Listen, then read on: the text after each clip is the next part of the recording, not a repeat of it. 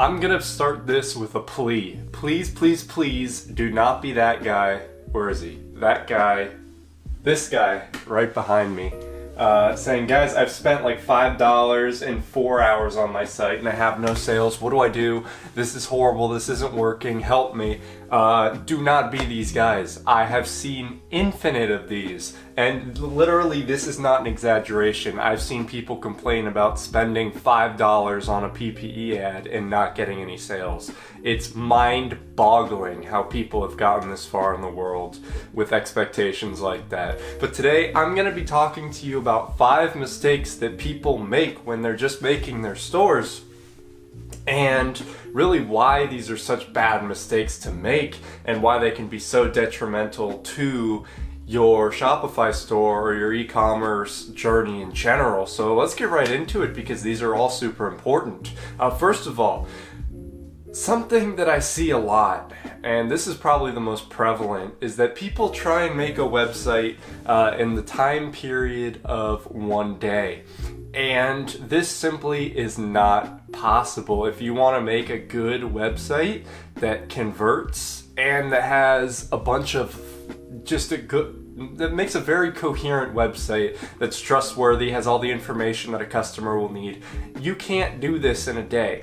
If you were to sit down for 24 hours straight and work on it, it's possible, and you had an idea of what you wanted and you're like an experienced web designer already, then potentially. But for the most part, if you're just starting out, you're not going to be able to have any good results in just a day of working. It's simply not going to happen. When you're making your website, it's an ongoing process. The bulk of things will take, I'd say, if you don't want to be rushing things and if you really want a quality job, about a week, okay?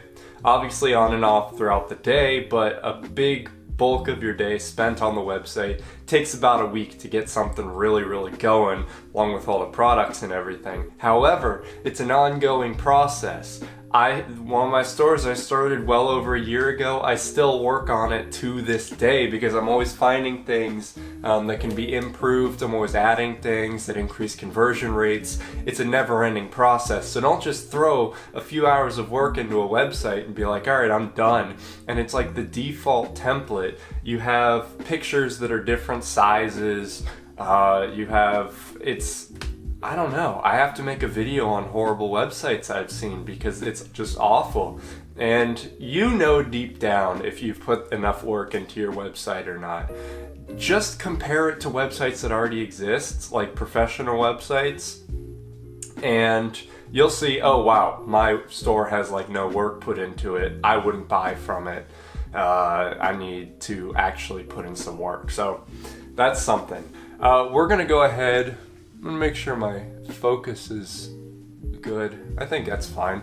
Number 2, you're going to have low coherency and consistency between the items that you have on your website. Now, this can be... Man, my hair's awful right now.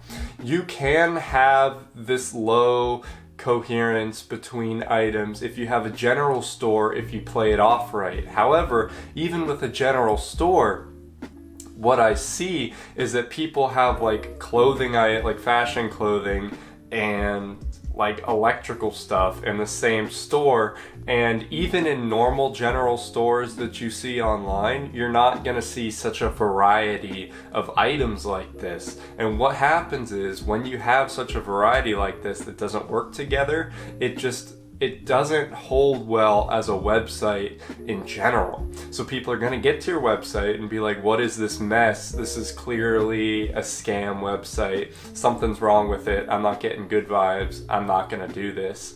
And you're going to have very, very low percentage of cross-selling between items if you actually manage to sell items on this store. So it's a horrible thing to have your items not working well together, because this is going to go along with the next step, number 3, of not having a coherent brand formed on your store, right? So this was supposed to be number 5, but I'm going to jump right to it because it works so well together.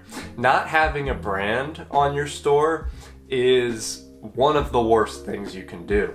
And I'll tell you why. Because if you go on any popular website right now and you look at it, even if it's something like, let me go to a totally irrelevant website, Sears, right? They sell a bunch of different stuff on there. However, it's all under the Sears brand, and they make everything on the website look like it's from Sears, right? So if you don't have a brand, if you just have like hotcoolgear.com, okay, and you're selling everything, but really hotcoolgear.com is only the name of your website, you don't really do anything with it, it just does not look like a very trustworthy website. And trust is one of the biggest things that you need to have when you're starting out a website with no backlog of any orders, you have no social media presence. When you're starting from scratch, you need people to just trust your website as they see it. And if you don't have a coherent brand behind everything, it makes it a hell of a lot harder for people to do that, right? So that's something big that you need to focus on when you're making your website is, see if you can get a coherent brand going. It's a lot easier to do this when you do have a niche, but you can do it with a general store as well, right? So number 4, I believe we're on, and this is also a really big one, is that your product pages look horrible. Okay, what I mean by this is there's several things wrong with a lot of product pages on brand new websites that I see. First of all, they're using the generic default template colors, which are generally pretty poor. You want to experiment with different colors utilized on the page to really match your website theme in general and to also convert. So you want like an eye-popping add to cart button, different colors, emphasizing different parts of the page that you want people to really pay attention to. Also, horrible descriptions. This could probably be one on its own. People just import the descriptions from AliExpress, which are like the bullet points, and they don't actually make sense if you read them. Like there's a lot of information that's not necessary and that only makes sense in context of being on AliExpress.